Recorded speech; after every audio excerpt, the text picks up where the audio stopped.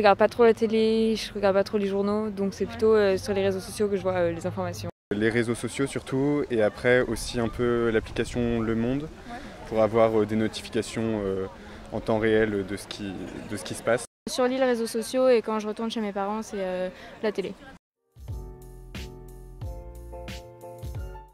Je m'arrête sur le gros titre souvent et souvent je lis pas forcément l'article. C'est vraiment quand le titre m'intéresse que je vais approfondir le sujet.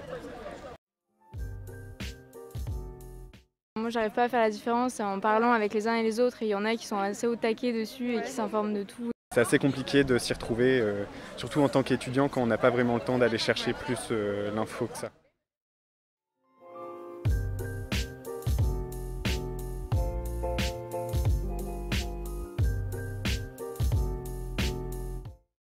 Alors moi j'ai des lycéens, entre la seconde et la terminale, il y a déjà une évolution entre la seconde et la terminale.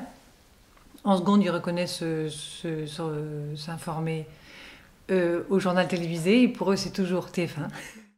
Ils ne sont pas informés en fait, ils sont alertés, mais ils ne sont pas informés. Donc tout notre travail c'est justement de différencier je suis alerté et je suis informé. En terminale, ils sont un peu plus informés, et parfois même engagés dans des causes qu'ils défendent. Ça peut être l'environnement, ça peut être l'égalité homme-femme.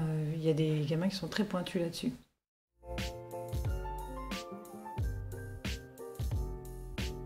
C'est totalement vrai. Leur premier canal d'information, c'est les réseaux sociaux.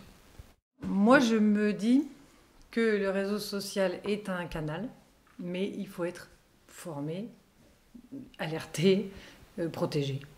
En fait, moi, je suis très pragmatique. Qu'est-ce que vous faites? Vous vous informez comment? Sur un réseau social, ok. Alors, on prend un réseau social, on le décortique, on parle des algorithmes, on parle de tout ça.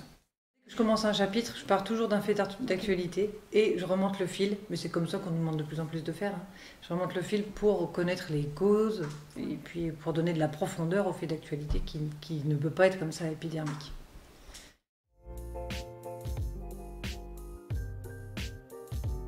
Alors l'année dernière, on a fait un projet avec un organisme qui s'appelle Renvoyé Spécial. Et donc il y a Mortaza Beboudi qui est venu. Renvoyé Spécial, c'est un dispositif qui accueille des journalistes réfugiés. Et donc il est venu dans ma classe et puis après au CDI pour discuter avec eux. C'était super bien. On fait tous les ans la semaine de la presse. Donc ils ont des petits ateliers où ils doivent trouver le même sujet dans 2 journaux différents. Journal papier, et un sur un journal numérique ou un réseau social, et puis on compare, et puis on se dit, oui, c'est quand même plus sérieux sur un journal papier.